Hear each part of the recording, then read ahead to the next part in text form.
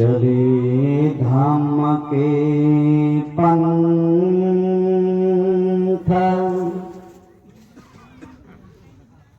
इस पथ चलते ज्ञानी जन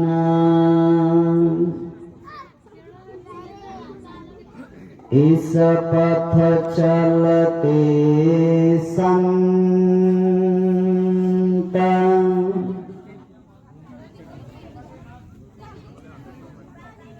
आओ मानव मानवी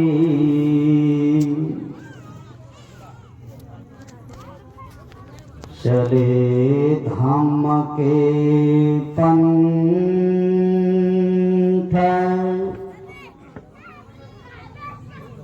कदम कदम चलते हुए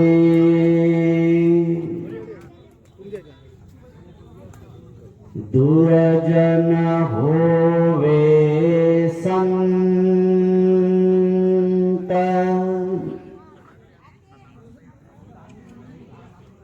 करे दुख का अंत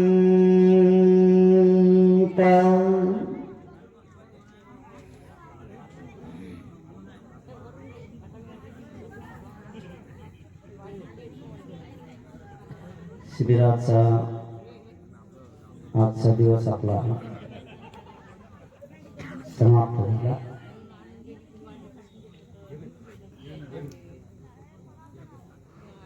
भगवान अनंत सम्यक समृद्ध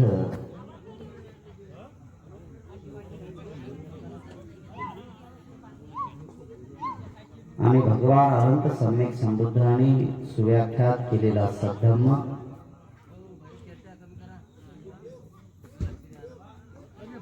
सद्धम्मातीत पवित्र जीवन करणारा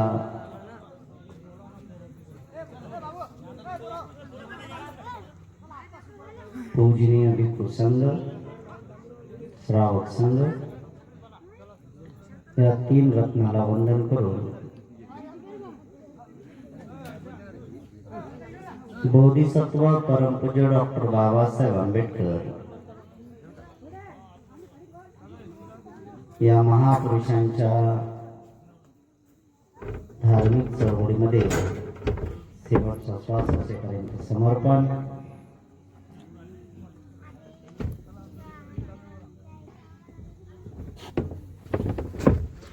मनुष्याचं जीवन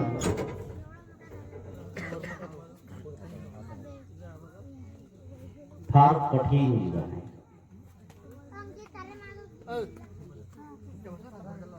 भगवान अनंत सम्यक समृद्ध म्हणतात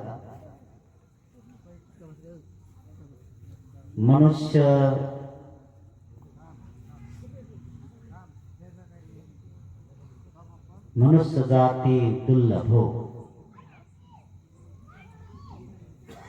माणसाचा जन्म हा दुर्लभ आहे.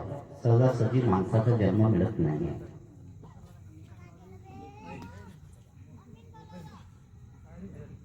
2026 मध्ये जेवढे मानवजात सुखाने जीवन जगत आहे, हे सुखाचं जीवन जगण्यासाठी आपण ज्या मार्गाने चाललो तो मार्ग सुव्याख्यात केलेला मार्ग भगवान अनंत सम्यक समृद्धाचा आहे. आपण अभागी आहोत. भगवान अनंत सम्यक समृद्धाला आपण समजून घेतले.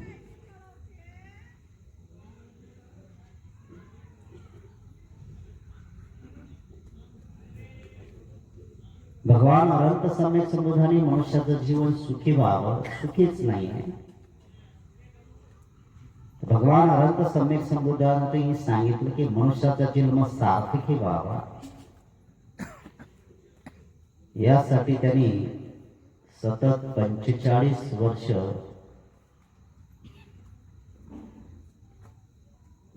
धम्म मार्गावर येण्यासाठी हा जो मार्ग आहे तो सुव्याख्यात केलेला आहे. अनंत उपकार आहेत त्या भगवान अनंत सम्यक समृद्धांचे. मला सील समजण्याचं काम झालेलं आहे.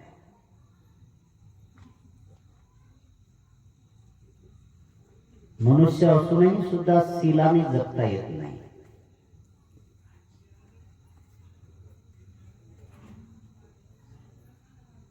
शीलाचे भाग भगवान अनंत सम्यक समुद्राने 2 भाग केले.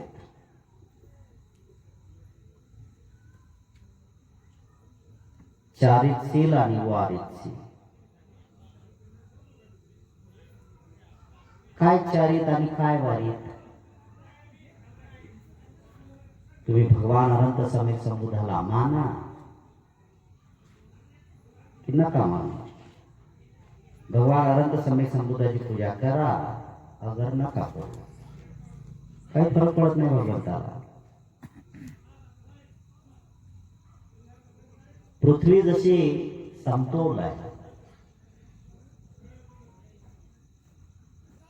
या पृथ्वीवर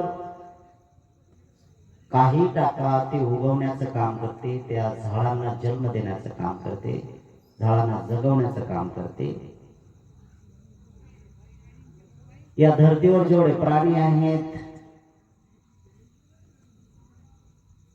काही हिस्त्र पशु आहेत, काही खूपच सशासारखे प्राणी आहेत, काही खूप भित्रे प्राणी आहेत, गरीब प्राणी आहेत, कोणाला उपद्रव करणार नाही. या सगळ्यांना सहारा देते.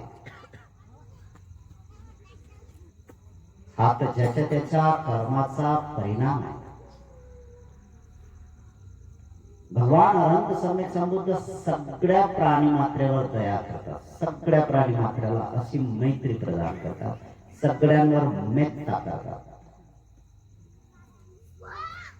तो हिंसाचारी असो, मैत्री करणारा असो, सगळ्यांसारखं आहे. एकच आहे की ज्याच्या त्याच्या कर्माचा परिणाम आहे.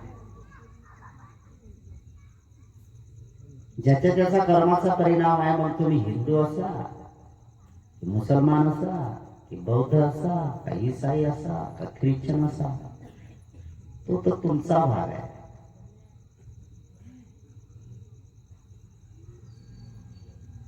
तुम्ही कोण्या मार्गाने जात आहात त्या मार्गाचं अनुकरण करण्यासाठी केवळ फक्त आणि फक्त भगवान अनंत सम्यक समुद्राच्या या चारित शीलाचा जो प्रत्यक्ष अनुभव घेऊन जीवन जगतो त्याला जरूर लाभणार आहे,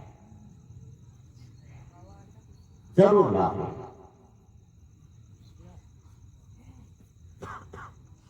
भगवान अनंत सम्यक समुद्राला बदनामी करण्याचे काम केले. सगळ्यात बदनामीचं एक काम आहे. असे बरेचसे प्रसंग आलेले आहेत की जे मंगलठ्ठा गाथा त्यातले 2-4 प्रश्न आहेत, 2-4 प्रसंग आहेत. तशाच प्रकारचं या जीवनात येत असताना किंवा रनिंग मध्ये सुद्धा येत असताना, 2026 मध्ये सुद्धा येत असताना जाणीवपूर्वक भगवान अनंत सम्यक समुद्राच्या अपप्रचार करण्याचं काम केले जाते. आणि ते अपप्रचाराचं काम म्हणजे भगवान अनंत सम्यक समुद्राला अवतारामध्ये मांडणे. ते अवतार म्हणून आपण ज्यावेळेस मानतो त्यावेळेस भगवान अनंत सम्यक समुद्राची आपण अवहेलना करतो. भगवान अनंत सम्यक समुद्र आपण म्हणतो की 9 अवतार आहे. अरे भगवान अनंत सम्यक समुद्राने जन्म मरणाच्या चक्रा पलीकडचं घेऊन गेले. जन्म मरणाच्या पलीकडे ज्यांनी ज्ञान सांगितलं की जे आता जन्माला येत नाही, मरतही नाही, अशी अवस्था त्यांनी प्राप्त करून घेतली. ते अरहंत आहे. त्या लोकांना तुम्ही अवतारवादक म्हणतात. किती थोकी अवस्था आहे, किती खोटी अवस्था आहे, किती अनित्य अवस्था आहे, नित्य नाही आहे, सतत बदलणारी अवस्था आहे अवतारवाद. मग आम्ही एकाकडे जर अवतारवाद म्हणू भगवान अनंत सम्यक समुद्राला, की आम्ही म्हणतो की बाबा 9 अवतार आहेत भगवान बुद्ध, हरकत नाही. आपण आताच्या काळातल्या लोकांनी अवतार मानून घ्या, पण त्या शिकवणीचा तर आपल्या जीवनात उपयोग करून घ्या. साधू साधू बुद्धाने काय शिकवलं? तर प्रापंचिक जीवन जगणाऱ्या लोकांसाठी सगळ्यात महत्वाचा भाग शिकवला की तुम्ही जगा आणि दुसऱ्या नाही जगू द्या. किती सरळ अर्थ आहे. तुम्ही जगा आणि दुसऱ्या नाही जगू द्या. तर या व्यवहारिक लोकांमध्ये जीवन जर जगायचं असेल तर बुद्ध म्हणतात की त्याला शीलाचा आधार असणं महत्वाचं आहे. काही लोक शील म्हणतात, काही धर्मामध्ये याला सदाचार म्हणत असतील, काही याला नियम म्हणत असतील, जे म्हणत असतील ते, पण करावं लागेल प्रत्येकाला या 5 गोष्टीचं पालन.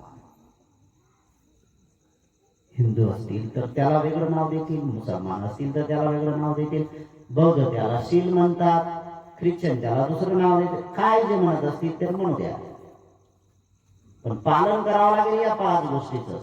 प्रापंचिक जीवन जगायचं आहे ना, सांसारिक जीवन जगायचं आहे ना, आणि सांसारिक जीवन जगायचंच आहे तर कौटुंबिक जीवनामध्ये तुम्हाला जीवनामध्ये सुख शांती निर्माण करायची आहे ना, घरामध्ये तुमच्या सुख शांती निर्माण करायची आहे ना.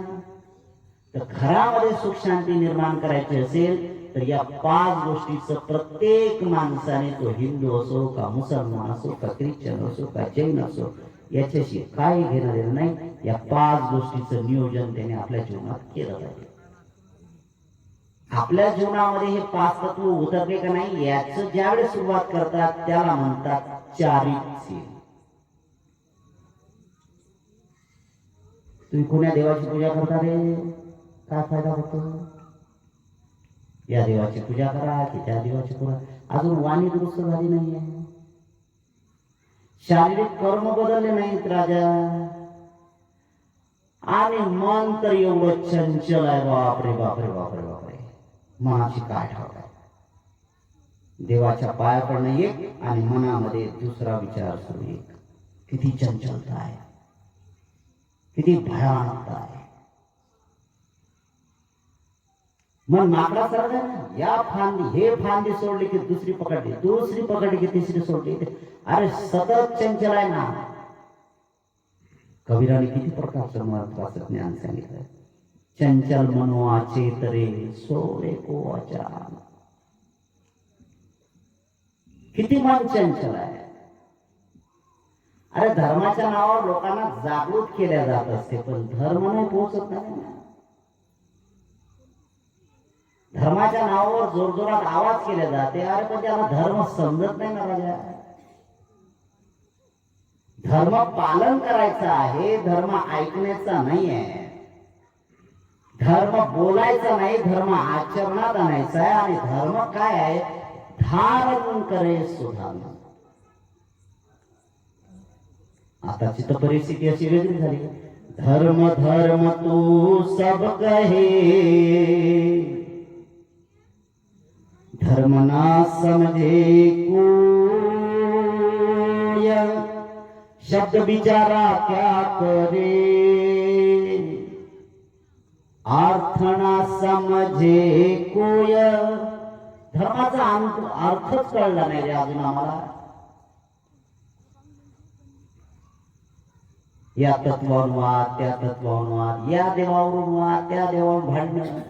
हे आमचे देव, ते तुमचे देव. अरे कितना पागलपन कर रहे हो भाई, किती पागलपन आहे धर्माच्या नावावर. माणूस बनायचा आहे, कारण भगवान अनंत सम्यक संबुद्ध म्हणतात, तुम्ही माझे व्हा असं भगवान अनंत सम्यक संबुद्धांनी कधीही म्हटलं नाही. तुम्ही माझे शिष्य व्हा, बिलकुलच नाही. तुम्ही माणूस म्हणून जीवन जगा. तुम्ही माणूस म्हणून जीवन जगाला तर याचं सार्थक मिळेल. आणि जीवन कुठलाही मार्ग करायचा आहे तर बुद्धानं शिकवलेलं आहे. आणि बुद्ध काय सांगतात तर त्या अंतिम टोकापर्यंत भगवान अनंत सम्यक संबुद्ध जातात. म्हणूनच आपण त्यांना म्हणतो सुगतो लोकविदु अनुत्तरं पुरीस धम्मं सारथी सत्था देव मनुष्यानं बुद्धो भगवाती. सुगत आहे ते. सुगत कोण आहे? की ज्यांनी स्वतःची गती सुगती करून टाकली. ते सुगत आहे, स्वतः सुगती केली. सुगती कोणाला प्राप्त होते? दुर्गतीतून मुक्त केला. आणि दुर्गतीतून मुक्त केला म्हणजे नेमकं काय केला तर तीन गोष्टी मुख्यतः ठोस ठोस तीन गोष्टी आहेत. त्या तिन्हीच्या तिन्ही त्यांनी नष्ट करून टाकल्या. कुठल्या तीन? राग, द्वेष, मोह. मनुष्याचं जीवन सगळं याच्यात समाविष्ट झालेलं आहे. रागाने, द्वेषाने, मोहाने भरलेलं जीवन. आणि मग ह्या सगळ्या गोष्टी जर पालन करायचे असतील तर भगवान रंग सम्यक समुदाय, भगवान आपण वारंवार म्हणतो, भगवान म्हणतो ना. बुद्धो भगवाती भगवा, भग रागो भग दोषो भग मोहोती भगवंत. असं कोणी भगवान ते कुठला की कधी कधी माणसाचे नाव ठेवतात भगवान, है ना. नाव भगवान, संध्याकाळी बिचारा गटात लोटतो. नाव काय? भगवान तो आहे भग्गा दोषो भग रागो भग मोहोती भगवंत. भगवान जाळून टाकलं त्यांनी. काय जाळून टाकलं? राग जाळून टाकले, द्वेष जाळून टाकले, मोह जाळून टाकले. अरे राग झाली, त्या रागाची, द्वेषाची, मोहाची राख झाली. राग आता ती शिल्लक नाही. त्याला कितीही पेटवण्याचा प्रयत्न केला तरीही सुद्धा तो पेटत नाही. कोळसा पेटू शकतो, कोळसा आहे तर कोळसा पेटू शकतो. एक तुकोबारायाच्या जीवनात, तुकोबारायाच्या जीवनातली एक कथा आहे. तुकाराम महाराज है ना. तुकाराम महाराज, या सगळ्या गोष्टी तुकाराम महाराज आपल्या जीवनातल्या इथं उतरवतात. आणि तुकाराम महाराज ते जाणीवपूर्वक सांगतात. तुकाराम महाराजाला 42 वर्षाचं आयुष्य लावलं. किती वर्षाचं? 42 वर्षाचं झालं. बिचारा दुर्विचारी माणूस, समजत नव्हतं त्याला. तरी जातीनं ब्राह्मण असला पण नीच कर्म केले. तुकोबारायाच्या पोटात सुरा खुपसला त्याने, चाकू खुपसले. मंबाजी भटांना मारून टाकलं तुकोबारायानं. मला काही कोणाचा द्वेष पेरायचा नाही, मला काही कोणाच्या भांडण लावायची गरज नाही. पण जे इतिहासामध्ये आहे या सगळ्या गोष्टी मारून टाकलं. अविचारी माणूस बिचारा. माणसाचं जीवन पहिली तर हे लक्षात आहे की माणसाचा जन्मच होणं दुर्लभ आहे. आणि अशा युगामध्ये आपण जन्माला आलो की जिथं बुद्ध शासन सुरू आहे. सध्या द्वितीय बुद्ध शासन सुरू आहे, दुसरं बुद्ध शासन, दुसरा पडाव सुरू आहे धर्माचा. तुम्ही कोण्याही जाती धर्माच्या मार्गामध्ये वाटून घ्या, कोण्याही संप्रदायामध्ये घ्या. अरे पण संप्रदायामध्ये वाटणारे लोक तिथपर्यंत पोहोचत नाहीत. ते स्वतःची गती बनवू शकत नाही. ज्याला गती बनवायची आहे, ज्याला मनुष्याचं जीवन सार्थकी करायचं, भक्तीच्या मार्गात होत नाही. भक्तीनं काही होत नाही, भक्तीनं मुक्ती मिळत नाही. मुक्तीचा मार्ग हा प्रॅक्टिकल जीवनात उतरावा लागतो. तुमच्याकडे मन म्हणत असतात बरोबर भक्ती रुईचे फुल, बरोबर भक्ती रुईचे फुल. अरे भक्तीनं काय मुक्ती मिळणार आहे का? किती आणि कोण मुक्ती पाहिजे? भक्ती करणारे कुठे मुक्त झाले? जन्म लागलाच ना. मरण्याच्या वेळेस ही अवस्था प्राप्त होते. मरण्याच्या वेळेस अशी काही गोष्ट प्राप्त होते की ज्या वेळेस तुम्ही मरायच्या वेळेस जे जे कर्म केले आणि विशेषतः जे काही दूर म्हणजे दुष्कर्म केले ते दुष्कर्म मरण्याच्या वेळेस उफाळून येतात. आणि ते एवढे मोठ्या प्रमाणात येतात की मरायच्या त्या चित्ताच्या अवस्थेमध्ये आल्यानंतर जर असे दुष्विचार, दुष्परिणाम करणारे विचार असतील, दुर्विचार असतील, दुर्भावना असतील, असे जर उफाळून आले, अरे समजून चला नरकाची गती प्राप्त झाली. सद्गती प्राप्ती केली तर अशी होईल. अरे काहीच नाही, सगळ्यांप्रती मंगल भावना होईल. मंगल बुद्ध तिथपर्यंत पोहोचले. 31 देव लोकांच्या पलीकडचं ज्ञान आहे. भगवान रंग सम्यक समुदायाला किती? 31 देव लोक. आपल्याला माहित आहे. आता देव लोक म्हटलं की तुमची नेमकी भानगड तिथंच येते. ते आपला तर देव नाही, हे कसं काय देवाच्या भानगडी सांगतात? आपण कधी खोलवर विचारच करत नाही ना. आपण कधी खोलवर जाण्याचा प्रयत्न. बुद्धिझम काही साधी बाबा बाबासाहेब आंबेडकरांनी जाणीवपूर्वक बुद्धिझमच्या बाबतीत बोललेलं आहे. बौद्ध धर्माच्या बाबतीत जाणीवपूर्वक बोलले. बाबासाहेब म्हणतात की मी बौद्ध धर्माच्या या अथांग सागरामध्ये फक्त आणि फक्त घोट्या एवढा पोहोचलो. किती पायाच्या घोट्या आहेत ना ते, तिथपर्यंत पोहोचलो. आणि त्याच्यातलाच एक मार्ग आपण ते घोट्या इतपत राहू द्या. आपल्याला जीवन जगणे इतपत मार्ग भेटलेला नाही. आम्ही तिथपर्यंत उडला नाही. याच्यावर टीका, त्याच्यावर टीका, याचं दुष्कर्म, त्याचं दुष्कर्म, काय करायचं. म्हणून जीवन जगायचं असेल तर ते. आणि म्हणून तुकोबारायाने सांगितलेलं आहे, संतांची व्याख्या तुकोबाराया करताना बोलतात. संतांची व्याख्या करताना बोलतात संप्रदायाचे वारकरी संप्रदाय. किती महत्वाचा आहे ना. तिथून पासून आलेली कन्सेप्ट आहे. या वारकरी संप्रदायाचे संस्थापकच नामदेव महाराज आहेत. वारकरी संप्रदायाचे संस्थापक कोण आहे? 13व्या शतकात झालेले नामदेव महाराज आहेत. आणि नामदेव महाराजांनी त्यावेळेस तो प्रचार केलेला होता. नामदेव महाराज काय म्हणतात माहित आहे का? सगळ्याच गोष्टीमध्ये आहेत. हाती न घेता तलवार बुद्ध जगापरी राज करी. याला कारण काय? प्रचार आणि प्रसार प्रभावशाली. अरे तलवारीनं काही न होत रे राजा. तुम्ही हिंदू आहेत म्हणून काही झालं का? तुम्ही बौद्ध आहात म्हणून काही झालं का? तुम्ही मुस्लिम आहात म्हणून झालं का? काहीच झालं नाही. मरण्याच्या वेळेस व्याकुळच यातना होतात ना. मृत्यू समय तेच उभारून येतात ना. वाईट कर्म केलेलेच उत्पन्न होतात ना. आणि वारंवार वाईट केलेलं आहे. आणि हे काही कोणी सांगत नाही. दुसऱ्याने पाहिलं किंवा दुसऱ्याने बोललं म्हणून तुम्हाला तसं होते असं नाही. अरे तुमची गत आहे म्हणून मनाशी बोलत राहिलं पाहिजे. मनाशी संवाद करणं राहिलं पाहिजे. आणि मनाशी संवाद करतच नाही आपण. कधी मनाचा कधी विचार करतच नाही आपण. अंतर्मुखी होण्याचं काम आपण केलं पाहिजे. बाह्यमुखी तर सगळ्यांचं चालू आहे. बळबळ बळबळ बळबळ बळबळ सगळ्या गोष्टी करत आहे. काय धर्म आहे? किती आरती म्हटले, किती भजन म्हटले, किती वंदना घेतले, किती काय स्तोत्र बोलले, याला काय अर्थ आहे? तुकोबारायांनी हे सगळ्या प्रचार आणि प्रसाराच्या माध्यमातून केले. सगळ्यात महत्वाचं आहे तुकोबारायाने हाच एक महत्व आहे. कारण नामदेव महाराजांनी ते सांगितलेलं आहे, हाती न घेता तलवार बुद्ध जगावरी राज करी. याला एकच कारण, प्रभाव आणि प्रचार प्रभावशाली आहे. भिक्षू लोक खातात का नाही? खातात की घेतात ना.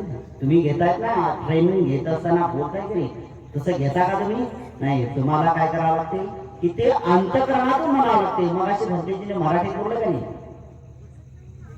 हे भिक्षू हो, आम्ही कमावलेल्या मेहनतीतून, निरळाच्या घामातून जे काही दान तुम्हाला देत आहोत, जो काही फलार देत आहोत, या फलाराचा आपण स्वीकार करा, स्वीकार करा, स्वीकार करा. एकदा म्हटलं का? 3दा म्हटलं. आणि मग त्यावेळेस तुम्ही सुरुवात करा.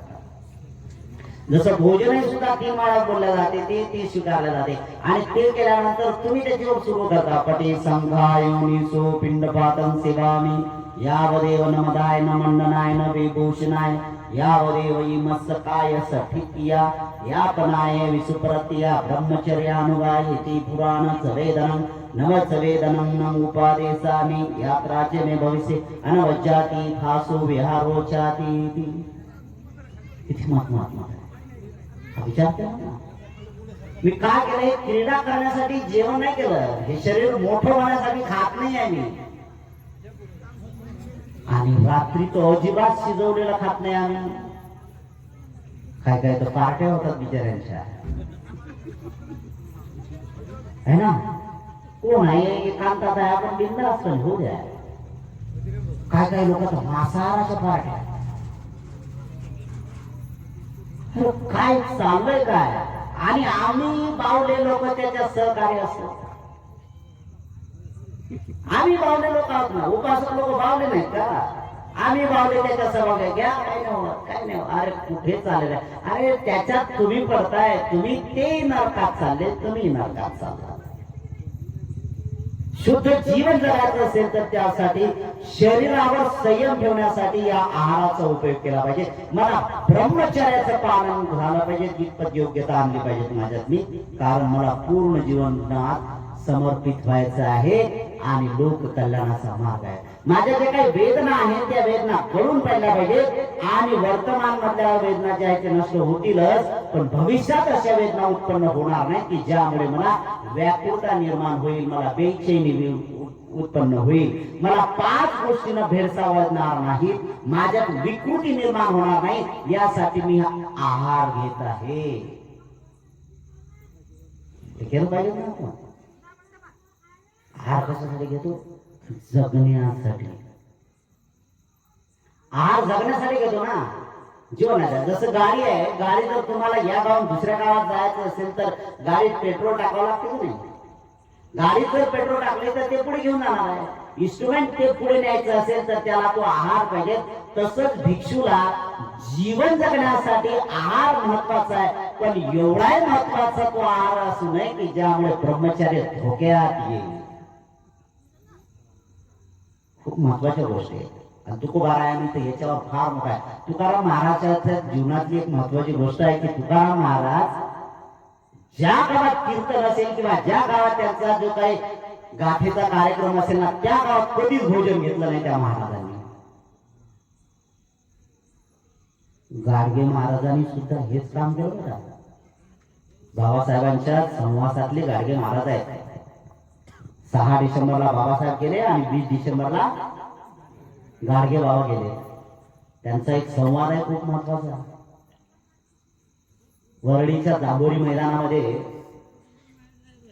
बाबासाहेबांची सभा होती आणि तिथे केले काय संवाद पब्लिक. आणि बाबासाहेब स्टेजवर बसले. बाबासाहेबांच्या खुर्च्याला खुर्चे लावून लोक बापरे, बीसी कांबळे, आर.डी. भंडारे, दादासाहेब गायकवाड है ना, भाऊराव गायकवाड, मोठे मोठे लोक, मातावर लोक बसले आणि खुर्च्या लावून विचार नका. बाबासाहेब मध्ये चालले. गाडगे महाराज आले आणि आल्यानंतर तिथून त्यांनी ते पाहिलं तर बाबासाहेबांनी लक्ष केलं आणि बाबासाहेब म्हणतात, बाबा गाडगे बाबा या इकडे.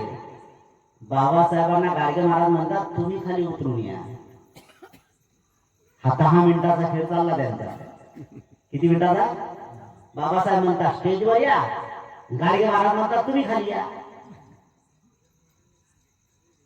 शेवटी एक आहे जवळ आले आणि सांगितले. आणि ज्यावेळेस स्टेजच्या जवळ आलेत ना गाडगे महाराज, त्यावेळेस गाडगे महाराज काय म्हणतात माहित आहे? बाबासाहेब खाली उतरले. खाली उतरत असताना हे सगळे मातब्बर खुर्च्यावर बसलेले आणि हे सगळे खुर्च्यावर बसल्यानंतर गाडगे बाबाला स्टेजवर आणण्यासाठी बाबासाहेब स्टेजच्या खाली उतरले. त्यावेळेस गाडगे महाराज जोरात म्हणतात, तुमच्याजवळ बसण्याची माझी लायकी नाही. साधू साधू तुमच्याजवळ बसण्याची लायकी नाही माझी आणि तुमच्याजवळ बसण्याची लायकी नाही म्हटल्यानंतर काय? बाबासाहेब इकडे उठून बघितलं ते एकही खुर्चीवर कोणी पटापट खाली उतरले. पावर आहे जीवन आहे. आणि म्हणून तुकोबारायांनी संतांची व्याख्या करत असताना खूप महत्वाचं आहे. आणि बुद्धाच्या वंदनेमध्ये ते सुद्धा आहे, संतांद्रियो निपकच्छो है ना. संगवनामध्ये आहे ना, त्याच्यात आहे ना शेवट संतांद्रियो. ज्याचे इंद्रिय शांत झाले तो संत. संत कोण आहे? ज्याचे इंद्रिय शांत झाले. किती इंद्रिय आहेत माणसाला? माणसाला इंद्रिय किती आहे? जिथं विज्ञान संपते, जिथं विज्ञान संपते तिथं बुद्धाचा मार्ग सुरू होतो. आणि बावले लोक म्हणतात विज्ञानावर आधारित धम्म आहे. कसं असणार आहे रे? त्या विज्ञानाची काय अवस्था आहे? विज्ञानावर आधारित धम्म नाही आहे, धम्मावर आधारित असणार आजचं विज्ञान आहे. हे जे लाईट बल्ब केलेत ना, बुद्धाच्या धम्माचा मार्ग त्यांनी, प्रतित्य समुत्पादाचा मार्ग त्यांनी जाणीवपूर्वक केला. हे केल्यानं हे होते, ते केल्यानं ते होते. इदं होती ते संग होती, इदं न होती ते संग न होती. हे केल्यानंतर होते माचीच आहे माचीच्या वरच्या काळाला ते जे काही ट्रम्पल आहे त्याला जर खासलं तर संघर्ष होतो आणि त्याच्यातून आग होते. हे केलं म्हणून ते झालं, आग लागली त्याला कारण ते. जेवण केलं नाही पोटात आग पडते, पोटात आग पडली तर ऍसिडिटी होते, ऍसिडिटी झाली की त्याचा परिणाम वेगळा होतो. हे जाय आहार केला तर काय होईल, आहार केला तर संयम येत होते ना, अति आहार केला तर त्याचे होते काय होते, डिसेंट्री लागते. डिसेंट्री लागले तर ते म्हणून बुद्ध काय म्हणतात, हा याच्यातलाच मध्यम मार्ग आहे. मध्यमा खूप महत्वाच्या गोष्टी आहेत. म्हणून तुकोबाराय या प्रचार आणि प्रसाराच्या माध्यमातून पुढे चालले आणि लोक त्यांना तुकोबाराय काय म्हणतात, माझं माणूस हवा, माझं माणूस हवा, माझं माणूस. उभ्या आयुष्यात त्यांना माणूस भेटला नाही, उभ्या आयुष्यात त्यांना माणूस भेटला नाही. तुकोबाराय म्हणतात. आणि बाबासाहेब आंबेडकर सुद्धा 10 लाख लोकांना बौद्ध धर्माची दीक्षा देतात. आणि बाबासाहेब आंबेडकर किती लोकांकडून अपेक्षा करतात, 5 लोक. किती, 5. 10 लाख लोकांमधून किती लोक पाहिजे बाबासाहेबांना, फक्त 5 पाहिजे. आहोत का आपण? हे संत महत्वाच्या भूमिका आहेत, ह्या सगळ्यात महत्वाच्या आहेत. आणि म्हणून तुकोबाराया जात असताना त्याच्यातून आहे, देव शोधायाशी निघालो मी माझाच देव झालो. तुकाराम महाराज काय म्हणतात, अरे बावले लोक आहे रे, हे लोक बावले आहेत. देव या लोकांनी पोटसूळ उठवलं, या लोकांनी असं पोटसूळ उडवलं. काय केलं, अरे देव आहे, देव आहे, देव आहे, याच्या देव आहे, त्याच्या देव आहे, त्याच्या. मग मी देव कुठला आहे तो बघायला निघालो, मी देव शोधायाशी निघालो मी माझाच देव. या बावल्या लोकांनी मला देव बनवून टाकलं. आज लोक तुकोबारायाच्या गाथा प्राप्त करतात. हो, त्याच्याही पेक्षा अधिक जर झालं तर गळ्यात माळ घालतात. हिंदू धर्मातले लोक, मोठे मोठे लोक, माझे मित्र पण आहेत, नाही असं नाही. एक हिंदू हरिभक्त परायणाचा हबकोवाला एक महाराज माझा मित्र. मी बुद्धगयाच्या 4 धामाच्या टूरवर निघालो होतो. 2014 ची गोष्ट आहे. भेटला, आम्ही सांगितलं त्यावेळेस दारोगा गुरुजी सोबत होते. मला त्यांनी सांगितलं, म्हणले भतीजी, म्हणले तुम्ही 4 धामला जा. म्हटलं हा, कुठले 4 धाम? म्हटलं बुद्धगया, सारनाथ, कुशीनगर आणि सगळ्यात महत्वाचा आहे लोमडी, नेपाळमध्ये. नेपाळमध्ये झाले का? म्हटलं काठमांडू पर्यंत जायला. आम्ही पोखऱ्यापर्यंत गेलो होतो. दारोगा गुरुजीच्या जीवनातला माझा एकदा, आम्ही तिकडे पोखऱ्याला गेलो ना, तर पोखऱ्यात आम्ही सकाळी सकाळी उतरलो होतो. रोड खराब होते त्यावेळेस. पोखऱ्याला होतो ना आम्ही, इकडे पोहे बनवले, पोहे आम्ही किराण्यात गेलो. तिथे एक सुंदर अशी मुलगी बसली होती किराण्यामध्ये, सुंदर मुलगी बसली होती. खूप तिकडचे लोक खूप गोरे गोमटे आहेत, खूप ती मुलगी नाकेडोळी खूप छान होती आणि जशी बावली बसवली, खूप सुंदर. आणि गेलो आम्ही सकाळी तिच्या दुकानात गेलो आणि तिला म्हणलं शेंगदाणे जाईल. शेंगदाणे नाही बोले आम्हाला. तिला इंग्रजी बोलून दाखवलं होतं, आम्हाला ते पाहिजे. ते म्हणले ते शेंगदाणे नाही. अरे म्हटलं आपण झाले. मग तिला म्हटलं हे जे म्हणले ते पण देत नाही, शेंगदाणे नाही म्हणे. आता म्हटलं गुरुजीला म्हटलं, आता गुरुजी तुमची आपलं माझी आपल्याला काय करणार. म्हणजे मग काय करायचं, दुसऱ्या दुकानात गेलो. एक म्हातारा म्हणजे मध्यम वयाचा माणूस होता, तिथे गेलो. त्याला सांगितलं की ओ चाहिए. तर तो काय म्हणला होता, इंडियन काजू. म्हटलं हा, हे इंडियन काजू म्हणतात, इंडियन काजू. म्हटलं ठीक आहे, याला इंडियन काजू. हा बोले यहाँ पर इंडियन काजू बोलते. म्हणजे बोला दे दो भाई, 1 किलो घेतले का, पोया टाकायचं त्या मला घेतले. तेव्हापासून कळलं की हे ती सुद्धा आहे, भाषा आहे ती, त्या भाषेतला व्यवहार आहे तो. आणि मग त्या लोकांच्या भाषेमधलं ज्ञान पटवण्यासाठी त्या गोष्टी करणं. तुकोबारायांनी या मानवातला, त्या लोकांमधला प्रचार करत असताना त्यातला माणूस उचलून घेतला. संत ज्याचे इंद्रिय शांत झाले. आपल्याला किती इंद्रिय शिकवले? फक्त 5. विज्ञानाने किती इंद्रिय शिकवले? 5. नाक, कान, डोळे, जिव्हा आणि त्वचा. पण या पाचही गोष्टीला कंट्रोल कोण करते? मग बुद्ध त्याला 6वं इंद्रिय म्हणतात. हेच तर प्रबल मन आहे. माइंड, मन हे 6वं इंद्रिय आहे. या पाचही इंद्रियाला चालवते कोण? चक्षुना संवरो साधू. साधू, आता साधूची व्याख्या सुद्धा वेगळी लोकांनी केली. साधू म्हणजे काय? साधू जटा वाढल्या, नख वाढले, दाढी वाढली, भगवे वस्त्र अंगावर घातले, झोडी घातली गळ्यात आणि मागायला लागला की त्याला माझा साधू आहे. कधी कधी साधूच्या एखादाही सुद्धा त्या गोष्टी होतो. आणि साधूच्या मुळे गाडगे महाराज एकदा पोलिसाचा बदम मार खाल्ला. गाडगे महाराजांनी खूप मार खाल्ला होता. आणि विशेष म्हणजे तुम्हाला सांगतो की गाडगे महाराजांना लोकांचा मार खाण्यात आवड होती. मी आवड म्हणतो जाणीवपूर्वक म्हणतो, कारण तुकोबा आपल्या गाडगे महाराजांना ते होत होतं. त्या मार खाणं त्यांना खूप आवडत होतं. संत आहेत ना ते, शांत आहेत ना, ज्याचे इंद्रिय शांत झाले ते लोकांपर्यंत होत आहे. आणि विशेषतः लोकांनी मागणी केली की ते नाहीच म्हणत होते. हा एक काय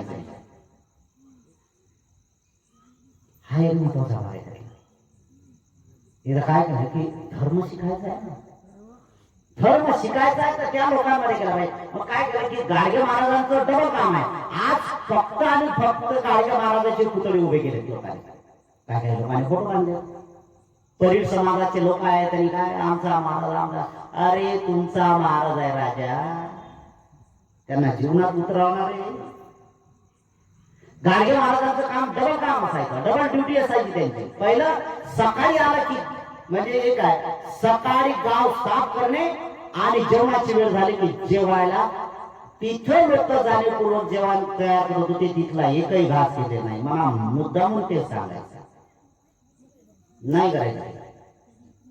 आणि मग ते झालं की काय करायचंय की आपल्या डोक्यात त्यांचं खापर असायचं. खापर घेतलं की ते जायचंय आणि कोणाच्या घरी जायचे की जे गरीब लोक आहेत त्यांच्याकडे जायचे आणि सांगितलं माय भाकर दे ग माय. भाकर घेतली, शिळी भाकर, त्याच्या असली चटणी, ते खायचे. इकडे गाडगे महाराजांच्या नावाने कीर्तनाच्या मानं भजनाच्या मानं काय करत होते, गाडगे महाराजांचं कीर्तन लागत आहे. इथं बुद्धपुरीचं जेवण होते, बुद्धपुरीचं जेवण, सगळ्या गोष्टी होते. बिर्ला शेटाई सुद्धा त्याच्यात होता. आणि मग इकडे संयोग काय झाला की गाडगे महाराजांनी गाव साफ केलं. आता आपलं घर साफ नाही करत आपण, करतात का घर साफ? पुरुष मंडळी करतात का घर साफ? लाज वाटते. बिचारी बाई कामाला जाते, कामावून येते, साफसफाई करते, सगळ्या गोष्टी केल्या आणि साफसफाई केल्या तर हा आपला गाव वेगळा नाही करत. हा महत्वाची गोष्ट आहे ना. आणि मग ती गोष्ट पूर्ण करत असताना गाडगे महाराजांनी काय केलं की त्या निमित्ताने त्या गावातला पाटील होता, त्या पाटलाच्या घरी मुद्दाम होऊन गेले. भाकर दे, मुद्दाम होऊन गेले. संयोग असा झाला की गाडगे महाराजांचं कीर्तन ऐकायचं आहे म्हणून काय केलं की गाडगे महाराजांनी काय केलं की त्या घरी गेले. पाहुणे मंडळी जेवायला बसले आणि जेवण करायचं आहे तर महाराष्ट्रातला आहार काय, पुरणपोळी आहे ना. असा तुपाचा खमखमीत वास येत होता, पुरणपोळीचा वास येत होता. आणि ते पाहुणे मंडळी घरातले मंडळी जेवायला बसले आणि मग आवाज आला बाहेरून की मा भाकर दे मला. म्हणून तिनं काय केलं, भाकर होती ना ती भाकर दिली. भाकर दिल्यानंतर काय केलं की त्याच्यावर जे काय भाजी असेल ते टाकण्याचा प्रयत्न केला.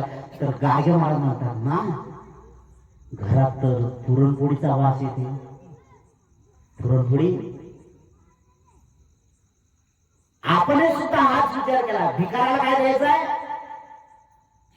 काय देता आपण, शिळ देता आपण, ताज नाही दे.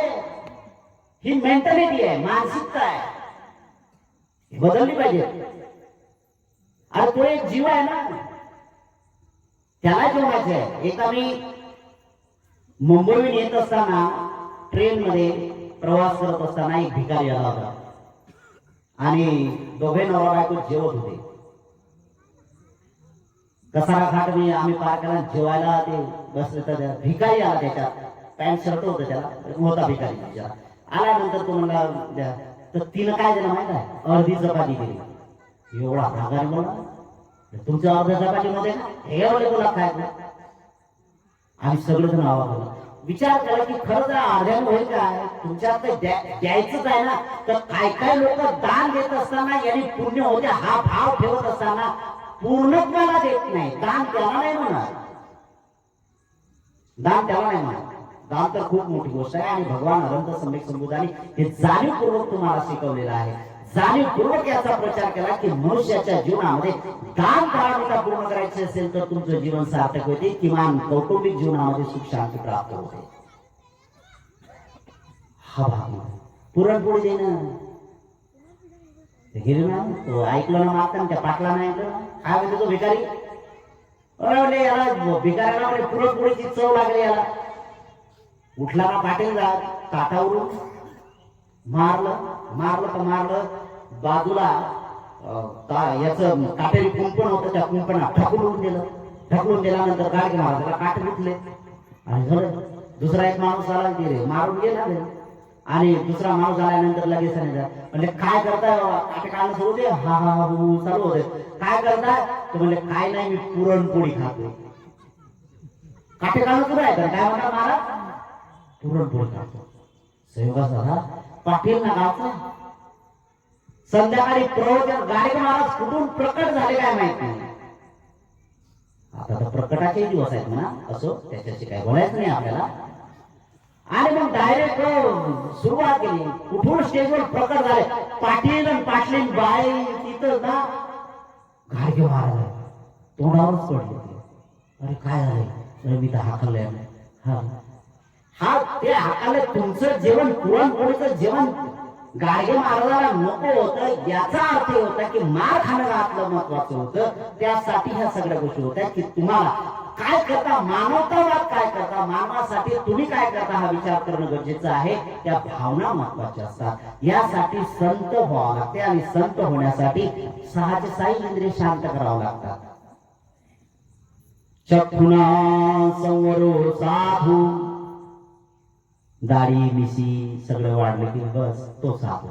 पण बुद्धाचा साधू तो नाही. साधू किती धू साधू.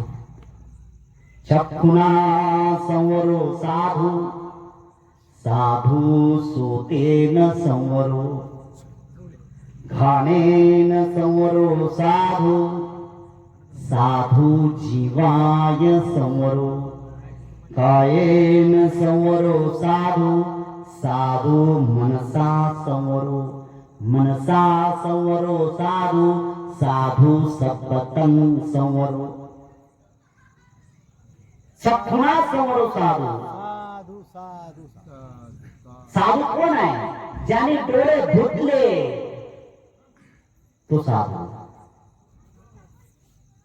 देवतेचे जाणावा, साधू तेच ओळखावा आहे. कोण साधू, ज्याने डोळे धुतले तो साधू.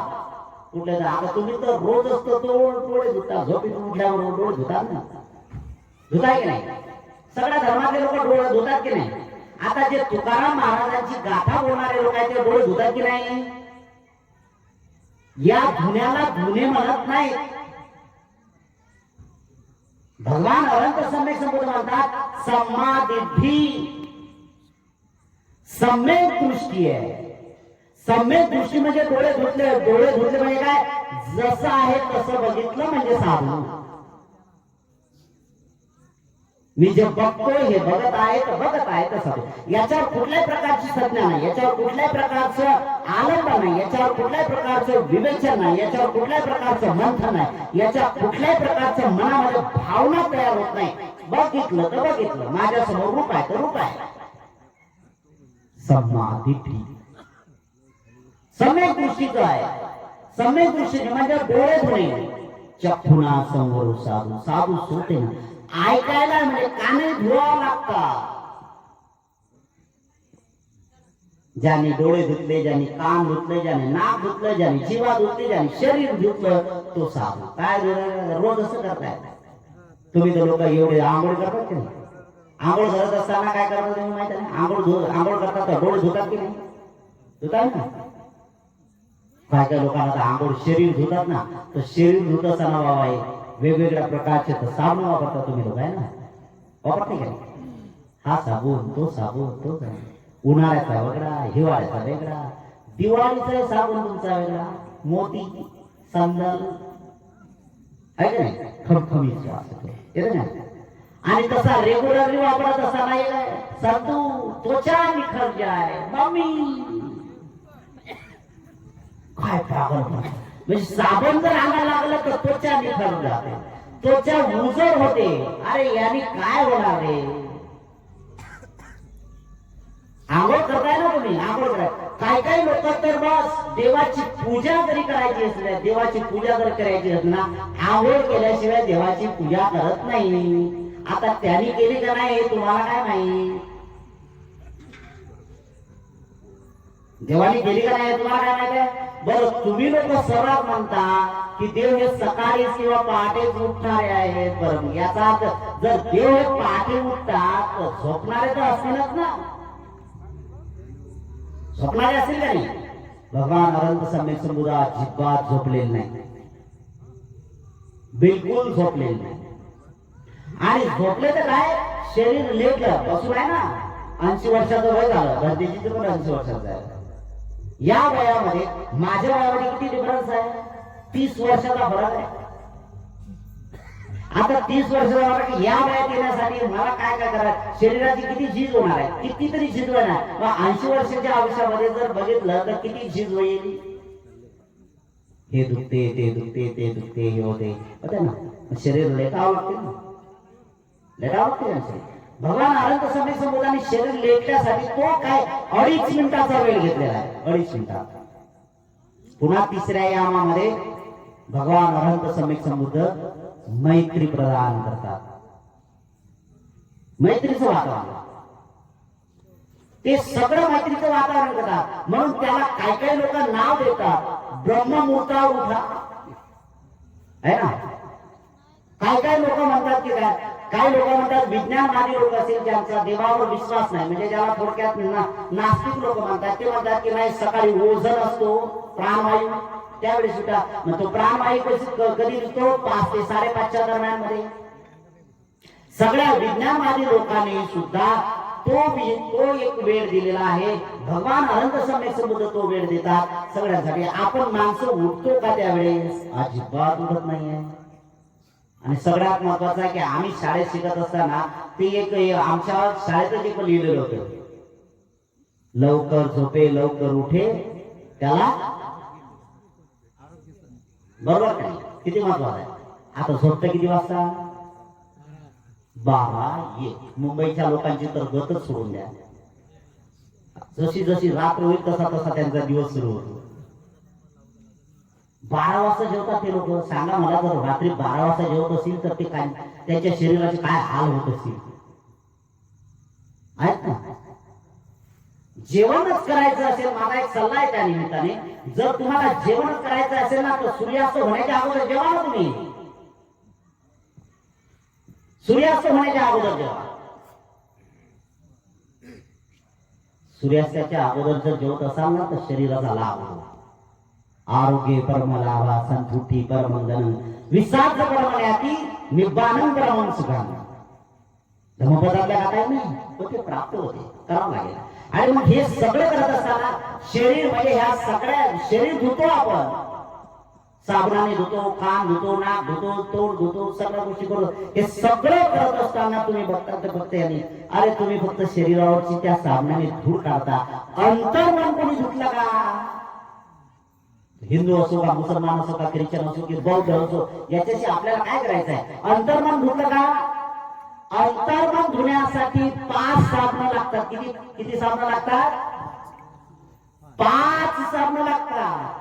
पातिपाता वेरमणी, आदिनादाना वेरमणी, कामेश मिथ्याचारा वेरमणी, मुसावादा वेरमणी, सुरामेरे मज्जपमात्थाना वेरमणी, शिक्षापदं समाधियामि. मी हे शिक्षापद समाधियुक्त करून घेतो, हे शिकतो मी आता. माझी चित्ताची एकाग्रता आहे. समाधी म्हणजे चित्ताची एकाग्रता आहे. मी हे शिक्षापद समाधी चित्ताची एकाग्रता करून मी याचं पालन करतो, सजग राहून मी पालन करतो. किती महत्वाच्या गोष्टी आहेत या. शिक्षापद ग्रहण करायचं आहे. पानातिपात दररोज बोललं पाहिजे. जर तुम्हाला शांत व्हायचं असेल तर तुम्ही हत्या करता कामा नये, चोरी करता कामा नये, बेविचार करता कामा नये, खोटं बोलता कामा नये, निंदा करता कामा नये, चुगली करता कामा नये, व्यर्थ बडबड करता कामा नये, आणि पाचवं शिलाय नशा पान करता कामा नये. आता तुम्ही बौद्ध लोक आहे बाबा, बाबासाहेबांचं तुम्ही ऐकलं नाही, आमचं कुठं ऐकणार. दंडावर काय, छातीवर काय बाबासाहेब, आणि रोज बाबासाहेबांच्या नावाने तंबाखू खाय, गुटखा खाय, दारू पे. यांनी भागत नाही तर व्यर्थ गडबड कर. किती बदनाम करतो रे आमच्या महापुरुषांना, किती बदनाम करतो.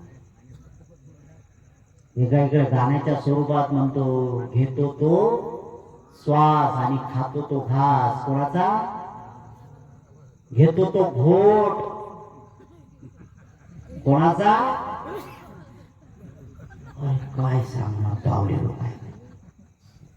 कसं बोल रे. अरे तुम्ही बाबासाहेबांच्या नावाने घ्या, नका देऊ, त्याचा काही प्रश्न नाही, त्यांनी थोडी म्हटलेलं आहे. पण तुमचं जीवन बर्बाद झालं ना रे राजा. ती तुमची आई होती म्हणून तिनं 9 महिने 9 दिवस तुम्हाला पोटात ठेवलं. काय काय यातना सहन केल्या रे राजा तुझ्यासाठी. काय काय सहन केलं रे तिने. किती यातना सहन केल्या. तेवढे भागलं नाही ज्यावेळेस या पृथ्वीवर तू आलात ना. अरे पृथ्वीवर आल्यानंतरही सुद्धा तू चालता बोलता 18 वर्षाचा 20 वर्षाचा होत असताना तुला सांभाळणार रे घोडम्या. आणि काय काय लोक तर बावले म्हणतात, ते हिंदू असो का मुसलमान असो का ख्रिश्चन असो का जैन असो का बौद्ध असो, काय काय लोक सर्रासपणे मायबापाला घराच्या बाहेर हाकलतात. काय तर म्हणतात आम्ही या धर्मातल्या. बावले हो. बुद्धाचं तत्वच नाही समजलं रे तुम्हाला. काय धर्म पत्र समजणार आहे रे.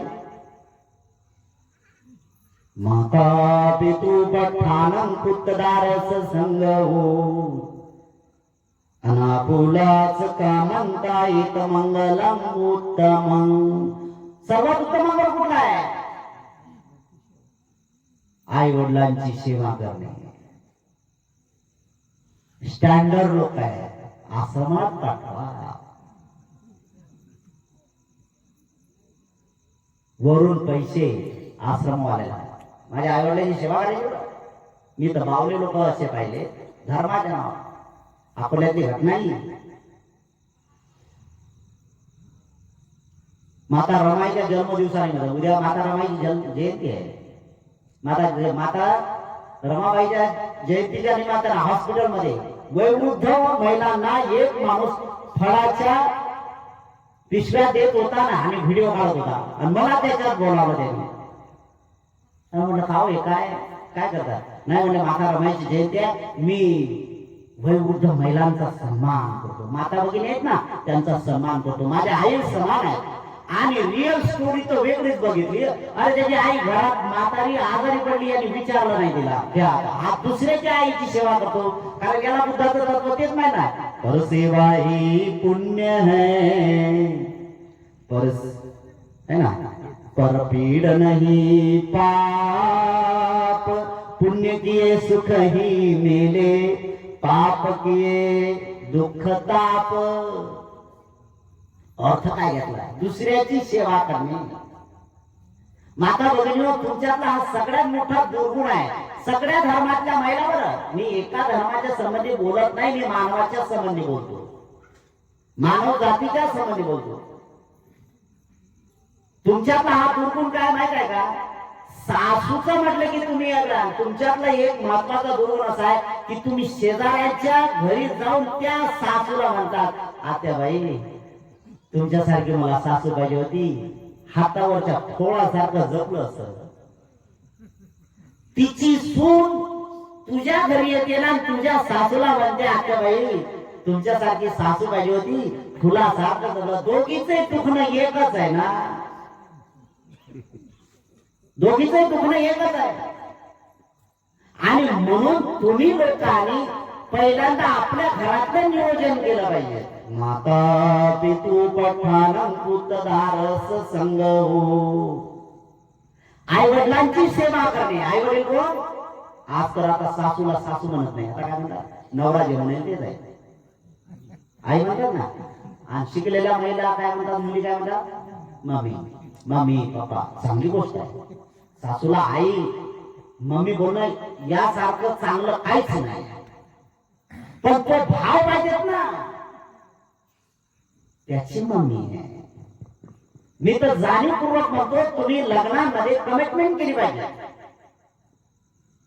तुम्ही दोघांनी नवरा बायकोनी ज्यावेळेस होता ना तुम्ही, तर नवरा बायको होत असताना तुम्ही कमिटमेंट केली पाहिजे एकमेकाची. आणि मी गेल्या 2 वर्षाचे एक उदाहरण अमरावतीत देत असतो, ते एक सगळ्यात महत्वाचं आदर्श उदाहरण आहे. अमेरिकेला तो मुलगा एमई करत, म्हणजे तो नोकरीवर आहे, मास्टर ऑफ इंजिनियर, खूप महत्वाचं आहे. त्याचं लग्न अमरावतीला झालं. एवढ्या स्टँडर्ड लॉन मध्ये झालं की विचार. त्याच्या लग्नात काहीच नाही, जेवण पण नाही केलं त्याने. बोधाचारा बोलावला, लग्न करून घेतलं. बोधाचारा लॉन मध्ये गेलं. काय काय केलं?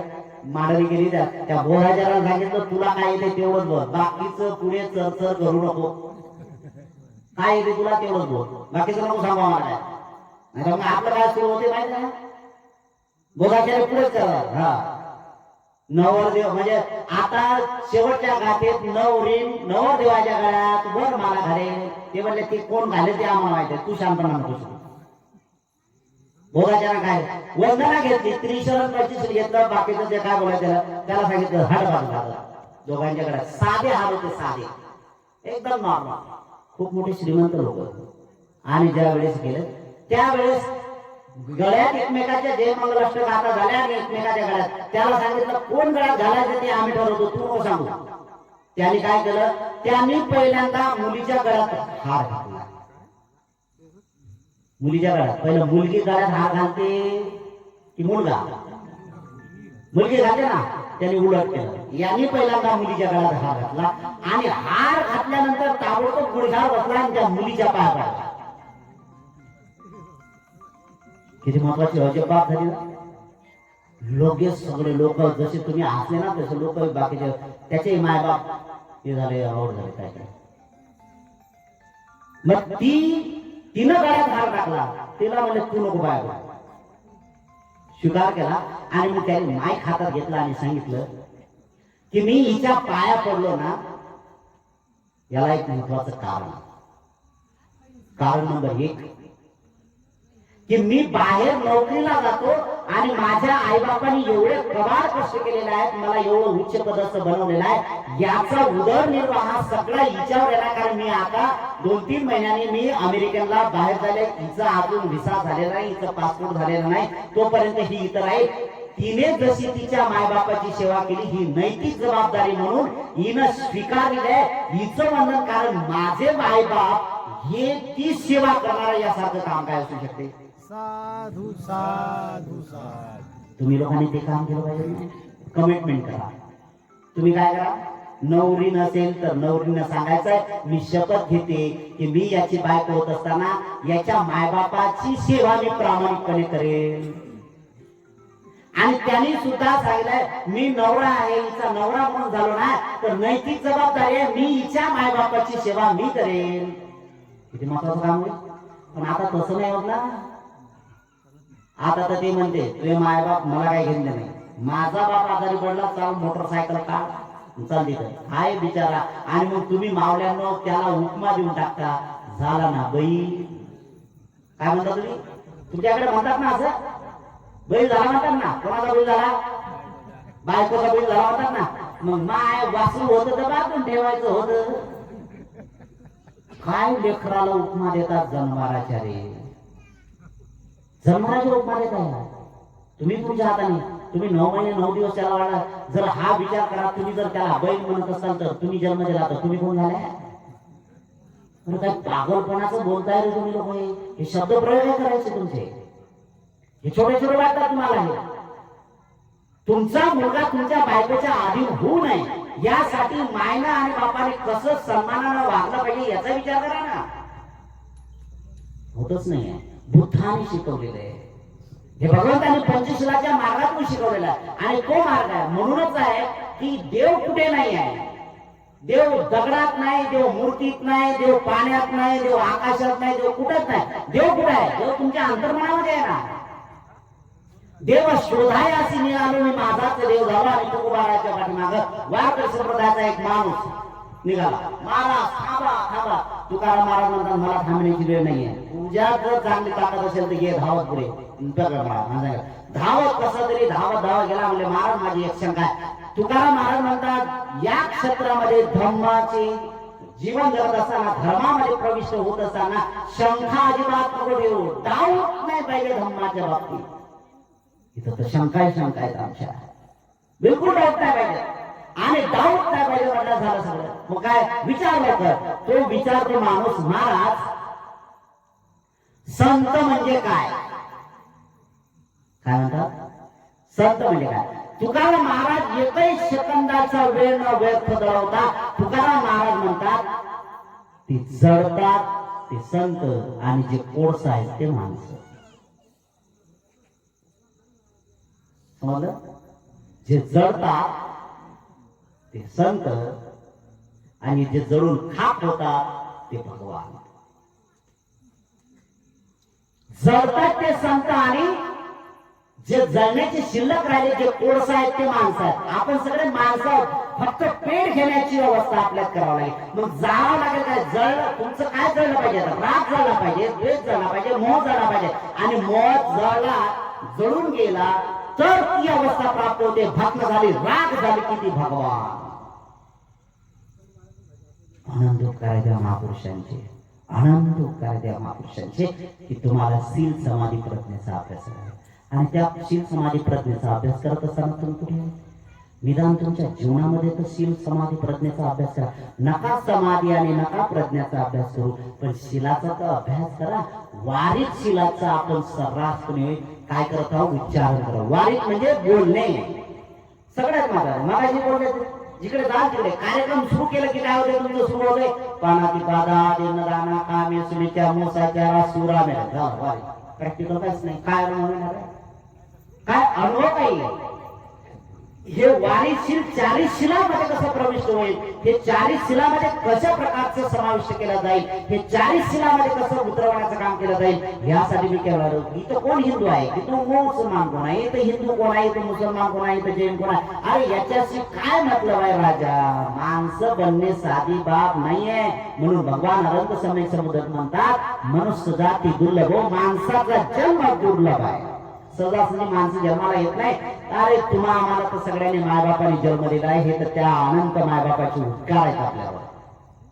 अनंत उपकार आहेत मायबापाचे की त्यांनी आपल्याला सांभाळ केला, जन्माला घातलंय. अरे पण त्याच्यासाठी सार्थकी जीवन करायचं असेल तर त्यासाठी आम्ही प्रयत्न केले पाहिजेत. आम्ही त्या जीवनाशी समर्थ झाला पाहिजे.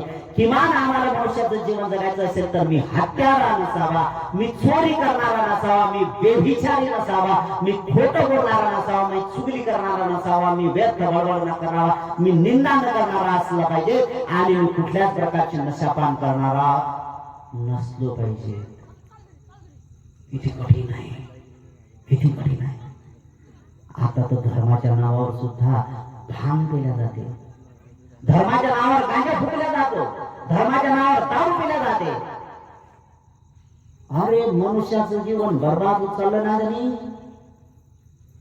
भगवान अनंत समय समुद्र 2 महत्वाच्या गोष्टी सांगतात. धम्मचक्र प्रवर्तन सूत्र ज्यावेळेस भगवान अनंत समय समुद्राने सांगितलं ना, त्याच्या भगवान अनंत समय समुद्राला भिक्षू द्वे अंत टोका, 2 अंतिम टोकाला जाऊ नका. एक तर पहिली गोष्ट अशी आहे की तुम्ही काम सुखामध्ये तल्लीन होऊ नका.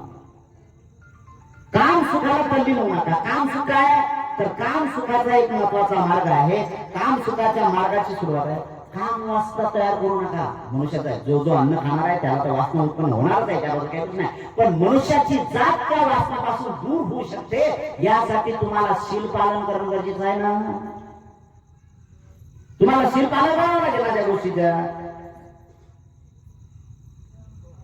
वासना नाही असं थोडी आहे, अभ्यास करावा लागेल ना त्यामुळे. अरे वासना होता, जो जो अन्न खातो, ज्याचा आहार अन्न आहे त्याला वासना आहेच आहे. मग मुंगीपासून ते मोठ्या प्राण्यांपर्यंत वासना आहे. पण या सगळ्या प्राण्यांपैकी मनुष्याची जात ही खूप श्रेष्ठ जात आहे. म्हणून भगवान अनंत सम्यक संबुद्धाने इतर प्राण्याला धर्म जास्त शिकवण्याच्या भानगडीत पडले नाही, माणसाला माणूस म्हणून जीवन जगण्याचा मार्ग दाखवण्याचं काम केलं. 45 वर्ष त्यांनी या सगळ्या गोष्टीचा अभ्यास केला आणि सांगितलं, अरे ह्या कामवासनीतून पहिल्यांदा सुटका झाली पाहिजे, त्यासाठी प्रयत्न केला पाहिजे.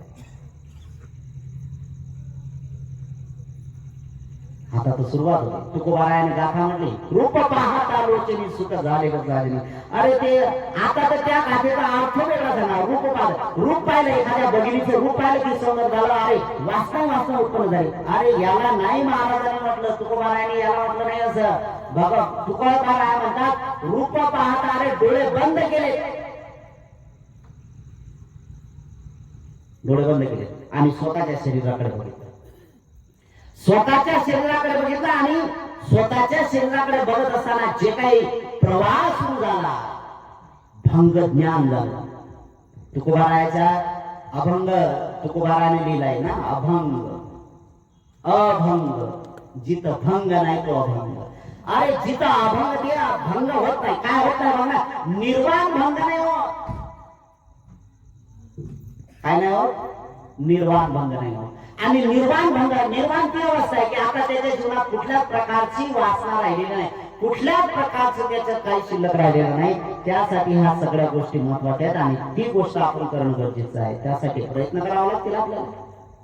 अनंत काय भगवान अनंत सम्यक समुद्राचे हे त्यांनी आम्हाला पंचशील शिकवलेलं आहे. हिंदू धर्मात म्हणतात का असं?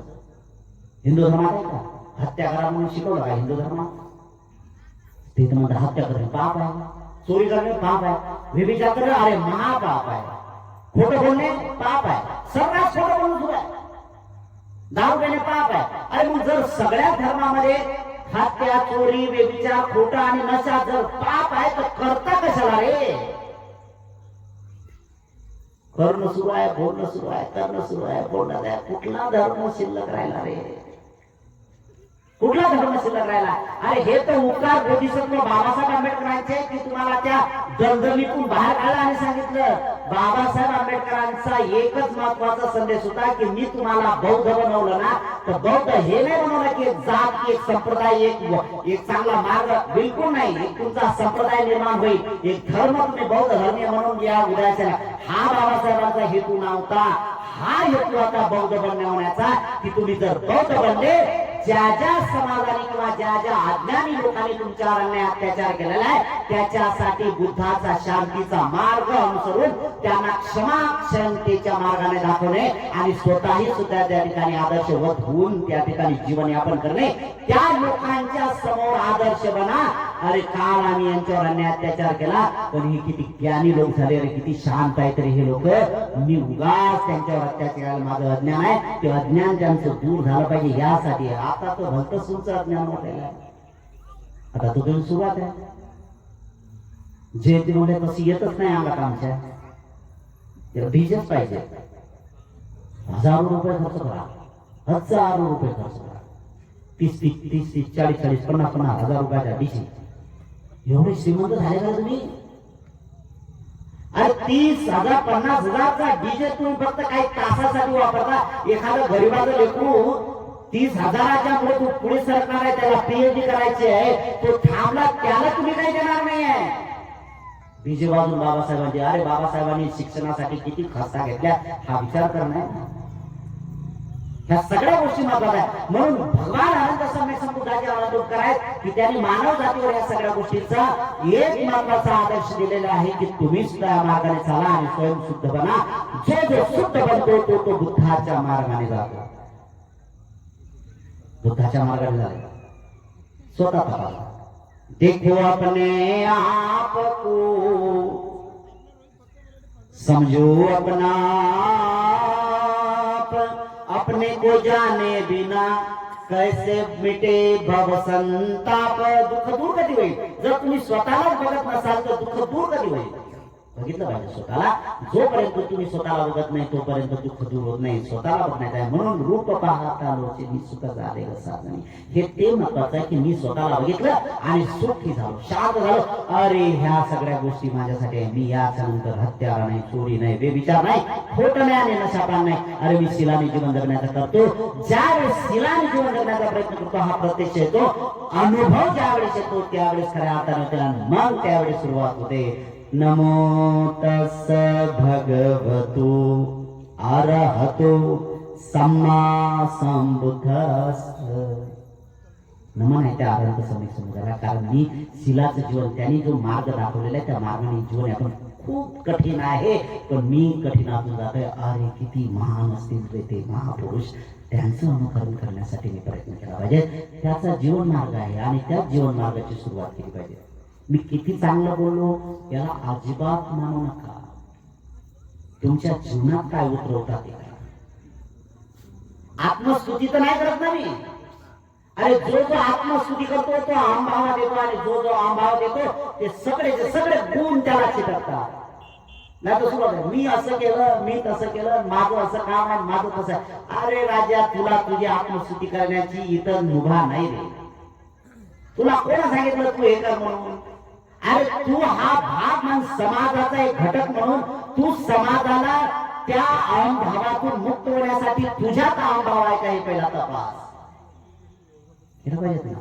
म्हणून तुकोबारावायचं या सगळ्या गोष्टीचा विचार करण्यासाठी आपण महत्वाची गोष्ट आहे. आणि म्हणूनच जे आपले दिवस बाकी शिल्लक राहिले, 2-3 दिवस शिल्लक राहिले, या 2-3 दिवसात आपल्याला काय करता येतील तरी पहिलं सरळ काम करायचं आहे की मी शील पालन करण्या इतपत योग्यता आणली की नाही. जर शील पालन करण्याचं माझ्याकडून जर शील भंग होत असेल तर आपण इतर लोकांच्याकडे जे जे लोक ताण कर्म करतात त्यांच्याकडे बारकाईने लक्ष द्या. आमची लायकी नसताना म्हाताऱ्या आया म्हातारे बाबा गुडघ्यावर बसतात. हो आमची लायकी नाहीये आणि देतात आम्हाला आणि ते येत आहे. अरे काल तुम्ही त्यांच्या समोर कसे वागले होते त्यांना माहित आहे. पण वस्त्र बदलल्यानंतर तुम्ही मुंडन केल्यानंतर तो त्यागाचा 10 दिवसासाठी काय असेल ना तो त्याग करण्याचं काम करता. त्यांचं एकदा स्मरण करा. अरे मी या लायकीचा नाही रे पण तरी देतात. हे कशामुळे मी जो त्याग केला 10 दिवसांचा हे वस्त्र परिधान केले हे सगळं क्रेडिट त्या त्यागाला जाते आणि वस्त्राला जाते.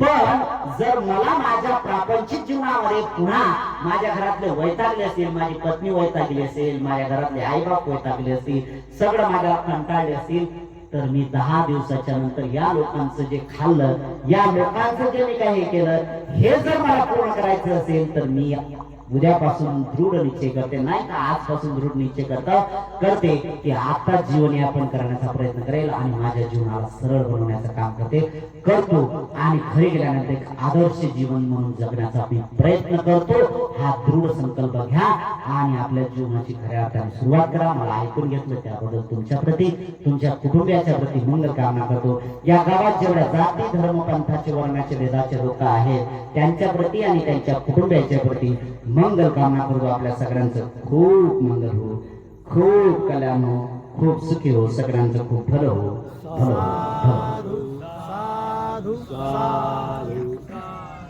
8 वाजले, 1.5 तास बोललो ना. चला नेहमी असा धम्मोदर ऐकायला मिळाला. परिवर्तन होईल ना आज ना उद्या. मनात कधी पश्चाताप होईल ना कालपर्यंत मी कसा वागलो. नुसतं वळवळत होतो माझं सारं पण खरंच आज माझं चुकलं. हे चिवळ माझ्या अंगावर पडलं.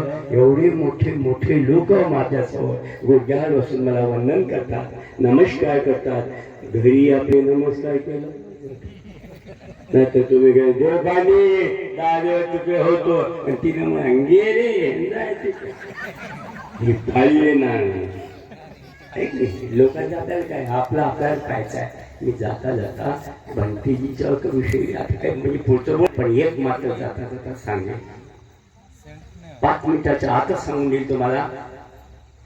एका खेळामध्ये खूप आळशी माणूस, खूप आळशी आणि आळस माणसाचा सर्वात मोठा शत्रू आहे.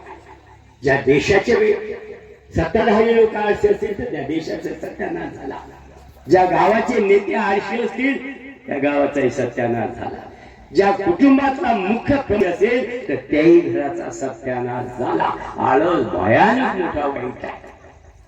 जेवण नाही करू देत माणसाला. जेवणावर जेवीन मग आळस आला की जमत नाही. आणि म्हणून तो आळशी माणूस शेवटी त्याला खायला कोण देईल? फुकाचं काय करावं? काबाळ कष्ट करणं जीव आहे ते. मग शिकला एक धडा कोणता? बनवा बनवी. याची त्याच्या जोड लावायची आणि त्याची याच्या जोड लावायची. हे बनवा बनवी. मग काही जवळ घ्यायचे. भाऊ बायको लय बिमार आहे. नाही मेहनत थोडस. असे अनेक लोकांना त्यांना ठरवलं, अनेक लोकांना बोलवलं, अनेक लोकांकडून यांना शब्द घालून, बायका मुलांना शब्द घालून अनेकांकडून जमवले पैसे. पण काही दिवसात ते उघड झालं. अरे हा घेते पण परत कधीच करत नाही. आता याच्यामुळे आले द्यायचं नाही. लोकांना व्यवहार बंद केला. तो व्यवहार बंद केल्यामुळे त्याच्या घरातली चूल पेटणंही बंद झाली. लेकरं भुकेनं तळमळ लागले. आई आई काही खायला दे ग. आईच्या डोळ्यातून असूच्या धारा व्हायच्या. काय करणार आहे बिचारी. शेवटी तिसरा दिवस आई भुकेने गाऊन झाला. सर्वात मोठा जगाच्या पाठीवरचा रोग असेल तर जगाचा रोग. भूक हा सर्वात मोठा रोग आहे. आणि त्यालाही तो भूक नावाचा रोग चढला. तो पोट्यातला फळला. आणि मग काय करावं त्याला एका शावकाची आठवण झाली. जो शावकार त्याच्या आई वडिलाला थोडं काही मदत करायचा. याला वाटलं माझ्या आई वडिलांना, माझ्या पूर्वजांना हा शावकार मदत करत होता. आज मी त्याच्याकडे जातो. तो शावकाराकडे गेला. शावकार काही का करा, मी अनंत बेईमान नाही. माझे 3 दिवसापासून मुलं बाळ पत्नी, मी पण उपाशी आहो. मला काहीतरी थोडे द्या. नाही म्हणे गड्यातून येतं पण परत करत नाही. नाही या पुढे असं करणार. मी तुम्हाला ग्वाही देतो, शपथ घेऊन सांगतो. इकून तिकून शावकाच्या मनात आला. त्याची बायकली दिला सांगतो. लय वेळचा अनुभव याचं. कामापुरता हाज्याची करते नाही. मी तुम्हाला वचन देतो. शावकार मध्ये मला वचन नाही पाहिजे. तू एक कर, मी तुले पैसे देतो. म्हणे काय हो, तुले बॉन्डवर लिहून द्यावं लागेल. तो म्हणतो आता हा शावकार माय लिहून घे. मला राहिले घर नाही, खायले अन्न नाही, दारात एखादं गोठ्यात किंवा खोट्याले ढोर नाही, काहीच नाही. आणि काय लिहून घे. पण पाहू म्हणे. हा लिहून द्यायचं आहे काय? तो म्हणे काय लिहून घ्या, तुला द्यायचं आहे का लिहून? म्हणजे ठीक आहे. हो म्हटलं तर जा 100 रुपयाचा बॉन्ड आला. 100 रुपयाचा बॉन्ड आणला. काय लिहू सांगा. नाही मला नाही लिहतात म्हणे. द्या आमच्या केंद्रीय शिक्षक 10 रुपया गुरुजी कागद आणि पेन त्याच्याकडे घ्या, लिहून त्याच्याकडून. काय तुला माझं ऐकावं लागल, तुला माझ्या पत्नीचं ऐकायला लागेल. मान्य आहे हो, लिहावं. मी तुमचं ऐकेल, मी तुमच्या पत्नीचं ऐकेल. तुला माझ्या मुलाचं ऐकायला लागेल. हो मला तुला माझ्या सुनेचं ऐकायला लागल. मी सर्वांचंच ऐकेल. लिहिलं बॉन्ड. ठीक आहे, घेतला बॉन्ड. यानं पैसे दिले. घरी गेला. सामा खरेदी करा. खाल्लं पिल्लं. पण वचन दिलं होतं शावकारला, मी इमाने हे परत करण्यासाठी तुमच्याकडे गुलामी करेल. दररोज सकाळी तुमच्याकडे मला कोणतंही काम सांगा, मी ऐकेन. ठरल्याप्रमाणे सकाळी उठला शावकाच्या घरी. आणि दारात उभा तर शावकार बाहेर गावी जायसाठी निघाला. अरे म्हणे जमलं. मी आता बेईमानीच करतो का? नाही हो म्हणे, आता जीव गेला तर सारी, पण इमानीच कायम ठेवीन मी. आणि ठीक आहे म्हणे, जायच्या ऊसाच्या मळ्यात आणि पाणी देत बस. शावकारानं सांगलं, यानं ऐकलं. शावकार गाडीत बसला, निघून गेला. हा तुरू तुरू घरी गेला आणि झोपून राहिला. त्या ऊसाच्या मळ्यात गेला असतो.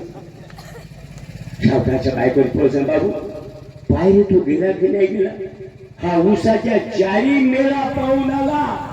एकही वापा बोलावला नाही. आणि त्याचं पाऊलच येतं नव्हतं ना. असं दररोज कथा.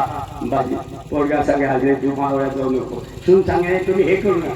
साऱ्याचं ऐके वाच म्हणे ठीक आहे सुन म्हणे आज सरपंच तोडायचा इनून तोडायचा आणि घरात भरायचा ठीक आहे नाही म्हणे नाही असं करा तुम्ही गहू आहेत ना हे पोते खाली आणा म्हणे वाच म्हणजे साऱ्याचं ऐके पण मात्र तो कळत नव्हता शेवटी शाहूकार घरी आला आणि त्याची बायको संतप्त झाली तुम्हाला सांगितलं होतं की याच्या समोर तुम्ही कोणतीही गोष्ट हो म्हणूच नका लय बेईमान आहे तो म्हणजे काय झालं अहो तुम्ही गेल्या तेव्हापासून नाही तर म्हटलंच नाही त्यानं मी काही सांगलं ऐकते हो म्हणते पोरानं सांगलं वाच आणि पोरीने सांगलं वाच म्हणते पण काहीच नाही करत म्हणा असं आहे का पण विमाना येते म्हणे सकाळी जी काही उद्या सकाळी येऊ दे म्हणे आणि मोठी काळी दे एक माहिती अशी डोक्यात घालतो आणि कपाळ मोक्षच करतो ठरल्याप्रमाणे आलाच ना त्याही दिवशी शाहूकाने एवढी काठी हातात घेतली आणि आता तो आला त्याच्या डोक्यात घालाव तर शाहूकारने हा मेल्यावर मग कसं विचारले का रे तू तर म्हणे बेईमानी करणार नाही शाहूकारने काठी फेकून दिली आणि सांगितलं ए बेईमाना म्हणे शाहूकार याद राखा सर्व काही बोला मला पण बेईमाना म्हणाल तर माझ्यासारखं वय अवघे तू पक्का म्हणे बोलू शकत बोले मला बेईमान म्हणायचं नाही मी काय बेईमानी केली सांगा म्हणे विसरलाय तू याच्या दिवसात काय बेईमानी केली अहो मी बेईमानी करणार नाही तुम्हाला वचन दिलं ना म्हणे आण बरं तो बॉन्ड घरातला त्या बॉन्डवर काय लिहून गेलं आणि पाहना म्हणे आणाला तो बॉन्ड वाचा आणि वाचा हो गुरुजी आणि तो बॉन्ड वाचला काय होतं मी तुमचं ऐकी मी तुमच्या बायकोचं ऐकी मी तुमच्या मग सांगा म्हणे काय चुकलं काय बाई म्हणते ना काय लिहून दिलं तुम्हाला बॉन्डवर मी तुमचं सर्वांचं ऐकी पण काम नाही करणार बरं 1956 साली तुम्ही लोकांनी त्या नागपूरच्या नागपूरमध्ये बाबासाहेबांना हात बॉन्ड केला बाबा आम्ही तुमचं ऐकू बाबा तुमचे जे काही संस्था उभी केले त्या संस्थेचे जेवढे काही पदाधिकारी असतील जे केंद्रीय शिक्षक असतील जे अध्यक्ष असतील जे बौद्धाचार्य असतील जे धर्मप्रचारक असतील जे भिक्षू असतील यांच्या मी साऱ्यांचं ऐकू पण आचरणात काहीच नाही हा जो बाबासाहेबांना दिलेला बॉन्ड तुम्ही लिहून दिला की आम्ही ऐकायचं काम करू तो आधी तर फाडून टाका पूज्य भांतीजीच्या समोर आज नव्याने एक बॉन्ड लिहून द्या आणि जे जे ऐकू ते आमच्या जीवनात उतरवू आणि लोकांच्या समोर आम्ही आदर्श ठेवू हे खरे हे बौद्ध बनलेले आहे आणि त्या अनुकाने तुमचंही सुखी एवढीच तुमच्याकडे अपेक्षा करतो या ठिकाणी थांबतो